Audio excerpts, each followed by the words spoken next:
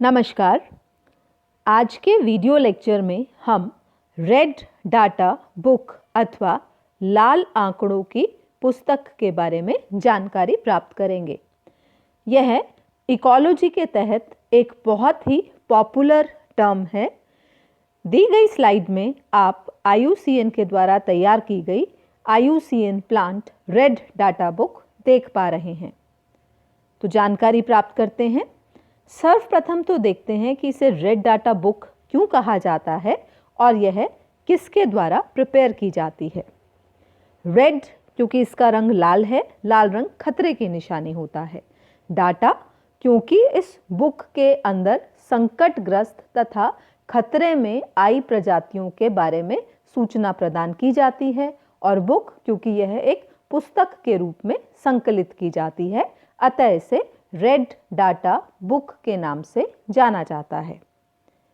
Red data book IUCN, जिसका कि पूरा नाम है international union for conservation of nature and natural resources, अंतर्राष्ट्रीय प्रकृति एवं प्राकृतिक संसाधन संरक्षण संगठन।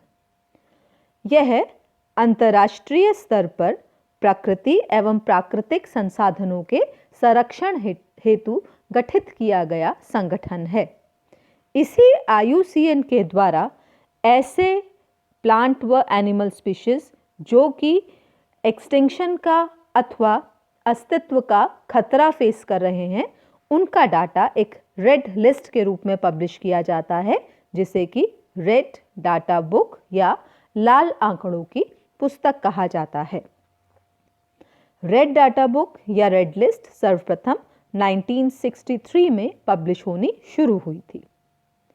भारत में भी रेड डाटा बुक के रूप में एंडेंजर्ड प्लांट स्पीशीज तथा एनिमल स्पीशीज का डाटा पब्लिश किया जाता है।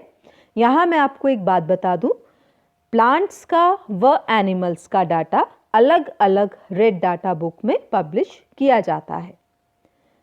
एनिमल्स से संबंधित लिस्ट तैयार करने का कार्य ज़ूलॉजिकल सर्वे ऑफ इंडिया या जंतु सर्वेक्षण विभाग के द्वारा किया जाता है, जबकि प्लांट्स से संबंधित डाटा तैयार करने का कार्य पर्यावरण विभाग एवं बोटैनिकल सर्वे ऑफ इंडिया या भारतीय वानस्पतिक सर्वेक्षण विभाग के द्वारा तैयार किया जाता है।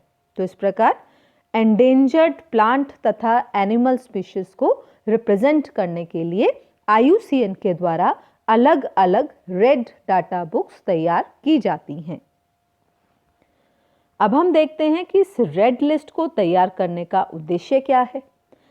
नेचुरली इस रेड लिस्ट में खतरे में पड़ी जातियों के बारे में सूचना प्रदान की जाती है, अतः यह बायोडायवर्सिटी पर मंडराने वाले खतरे के प्रति अवेयरनेस उत्पन्न करती है। इसके अतिरिक्त रेड डाटा बुक से हमें यह पता लगता है कि बायोडायवर्सिटी में डिक्लाइन या कमी आने का ग्लोबल इंडेक्स क्या है। ऐसी जातियां जो कि विलोपन के कगार पर हैं या ज़्यादा खतरे में हैं, उनकी पहचान तथा उनका डॉक्यूमेंटेशन भी इस रेड डाटा बुक के द्वारा किया जाता है। चूंकि हमें खतरे में पड़ी जातियों की जानकारी प्राप्त हो जाती है, अतः हम उनके संरक्षण से संबंधित प्रायोरिटीज व स्ट्रैटेजीज आसानी से बना सकते हैं। तो इस प्रकार रेड डाटा बुक एनवायरनमेंट में थ्रेटेंड स्पीशीज को स्टेबल रखने में हमें जानकारी व मदद प्रदान करती है।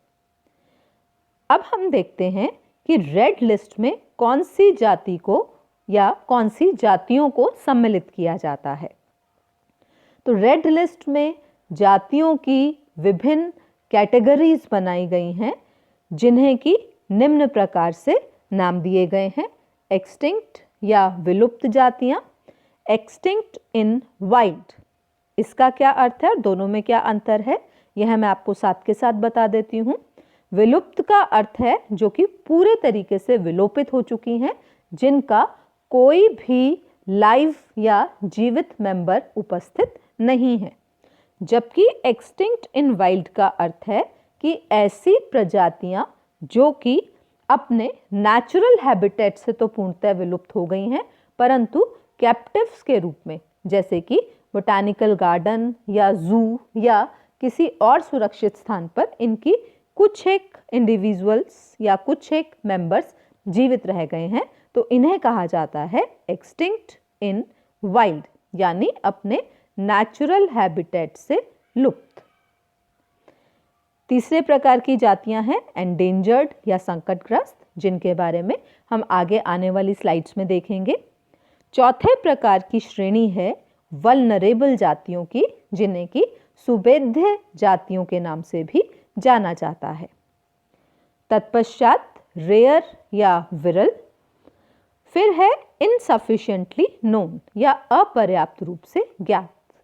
नाम ही बता रहा है, इस कैटेगरी में सम्मिलित जातियों का डाटा अभी तक पूर्ण रूप से नहीं मिल पाया है, इनके संबंध में अधूरी जानकारी ही मिल पाई है।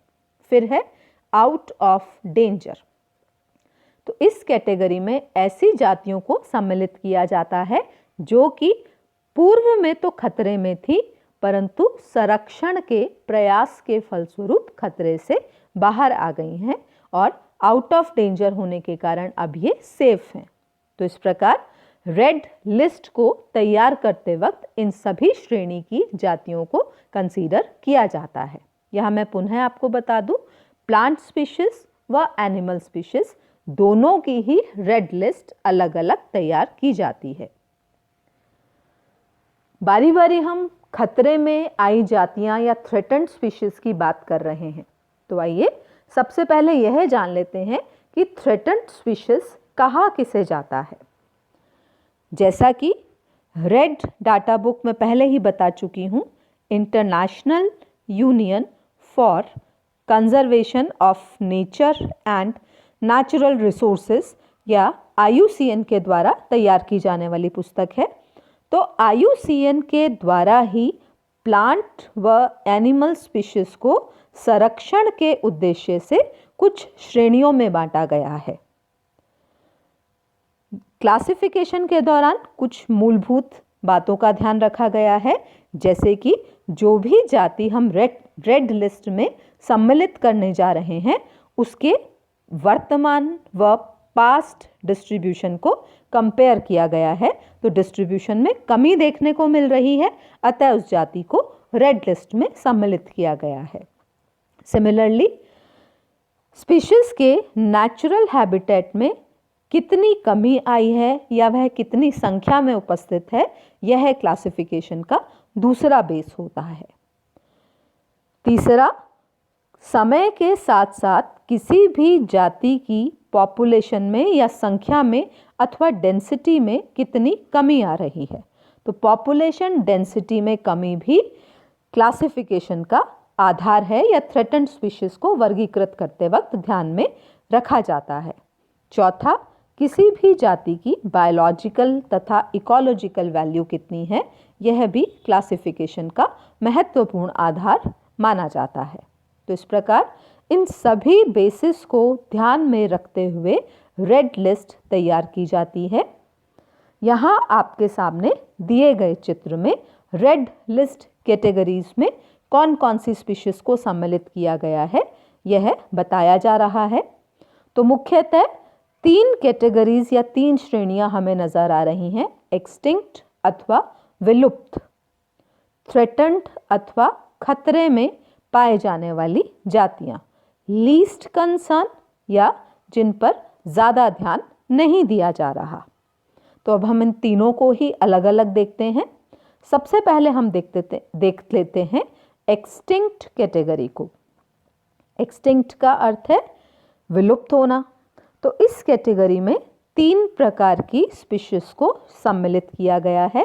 पहली है विलोपित, जैसा कि मैं पहले ही बता चुकी हूँ, इस श्रेणी में वे सभी स्पीशीज चाहे प्लांट्स या एनिमल्स सम्मिलित की जाती हैं जिनका अंतिम इंडिविजुअल भी नहीं पाया जा रहा या अंतिम इंडिविजुअल की भी मृत्यु हो चुकी है, अर्थात इन जातियों का कोई भी जीवित सदस्य उपस्थित नहीं है। दूसरी कैटेगरी है एक्सटिंक्ट इन वाइल्ड, जिसको कि हम कैपिटल E कैपिटल W के द्वारा दर्शाते हैं। यह ऐसी श्रेणी है जिसमें सम्मिलित जातियों के सदस्य अपने नेचुरल हैबिटेट से तो पूर्णतः विलुप्त हो चुके हैं, परंतु कुछ एक सदस्य कैप्टिव या सुरक्षित स्थानों पर सरवाइव कर रहे हैं। दूसरे शब्दों में इन्हें या तो आर्टिफिशियली कल्टीवेट किया जा रहा है या सुरक्षित रखा जा रहा है, प्राकृतिक आवास में इनके सदस्य नहीं पाए जाते। तो यह कैटेगरी कहलाती है एक्सटिंक्ट इन द वाइल्ड, अर्थात नेचुरल हैबिटेट से विलुप्त हो चुकी किस्में। और तीसरी कैटेगरी है क्रिटिकली एंडेंजर्ड या अधिक खतरे में पाई जाने वाली स्पीशीज, जो कि विलोपन के लगभग कगार पर हैं। तो इस प्रकार रेड लिस्ट कैटेगरी की प्रथम श्रेणी है एक्सटिंक्ट या विलोपित श्रेणी। अब हम आ जाते हैं दूसरी श्रेणी पर, जो कि थ्रेटन्ड या खतरे में पाए जाने वाली स्पीशीज को बिलोंग करती है। तो यहाँ पर पुनः हमने 3 कैटेगरीज या 3 प्रकार की जातियां देखी हैं, एंडेंजर्ड, वल्नरेबल तथा नियर थ्रेटन्ड। इनकी परिभाषा हम आगे आने वाली स्लाइड्स में देखेंगे। तीसरे प्रकार की कैटेगरी है लीस्ट कंसर्न्ड, यानी जिन पर ज़्यादा ध्यान नहीं दिया जा रहा। क्यों नहीं दिया जा रहा? इसका कारण ये है कि या तो ऐसी जातियां बहुतायत में पाई जा रही हैं तथा स्थायी हैं, इनके विलोपन का कोई खतरा नहीं है और निकट भविष्य में यह सुरक्षित हैं, अतः इन्हें अभी कंसीडर नहीं किया जा रहा। तो ऐसी स्पीशीज लीस्ट कंसर्न या कम ध्यान देने योग्य जातियों के अंतर्गत रखी गई हैं, जबकि दूसरे प्रकार की स्पीशीज ऐसी हैं जो कि डाटा डेफिशिएंट हैं, यानी जिनके बारे में पर्याप्त इंफॉर्मेशन उपलब्ध नहीं है। क्योंकि पर्याप्त इंफॉर्मेशन ही उपलब्ध नहीं है, अतः इनसे हम एंडेंजर्ड या एक्सटिंक्शन की कैटेगरी नहीं बना सकते। तो इन दोनों को ही सम्मिलित किया गया है लीस्ट कंसर्न कैटेगरी में। तो अब हम एक्सटिंक्ट के बारे में पढ़ चुके हैं, लीस्ट कंसर्न के बारे में पढ़ चुके हैं। आगे आने वाली स्लाइड्स में हम थ्रेटन्ड जातियों को और अधिक विस्तार से जानेंगे। तो सबसे पहले है एंडेंजर्ड स्पीशीज, या जिन्हें कहा जाता है संकटग्रस्त जातियां। ये ऐसी स्पीशीज अथवा टैक्सा हैं जो कि प्रतिकूल परिस्थितियां फेस कर रही हैं, और अगर यही प्रतिकूल परिस्थितियां जारी रहीं तो इनके विलुप्त होने का खतरा है। क्योंकि इनके लिए परिस्थितियां बहुत अनुकूल नहीं हैं, अतः इन स्पीशीज की सदस्यों की संख्या तेजी से कम हो रही है और साथ ही इनके आवास, प्राकृतिक आवास भी खतरे में हैं और इनकी संख्या में भी कमी आई है। इन दोनों ही कारकों की वजह से इन जातियों के सदस्यों की संख्या काफ़ी कम हो गई है और धीरे धीरे यह विलुप्ति की कगार पर हैं। तो इन्हें कहा जाता है संकटग्रस्त, क्योंकि यह संकट फेस कर रही हैं एग्जिस्टेंस का, अतः इन्हें कहा जाता है संकटग्रस्त जातियां, और इसे कैपिटल E अल्फ़ाबेट के द्वारा रिप्रेजेंट किया जाता है। इसके पश्चात हम आ जाते हैं वल्नरेबल या सुभेद्य जाति पर। तो यह ऐसी जातियां हैं जो कि नियर फ्यूचर यानी भविष्य में एंडेंजर्ड कैटेगरी में या संकटग्रस्त जातियों में सम्मिलित हो सकती हैं, क्योंकि धीरे धीरे इनके सामने भी परिस्थितियां जो इनके जीवन को या जीवन की गुणवत्ता को प्रभावित करती हैं वह कम अनुकूल हो रही हैं।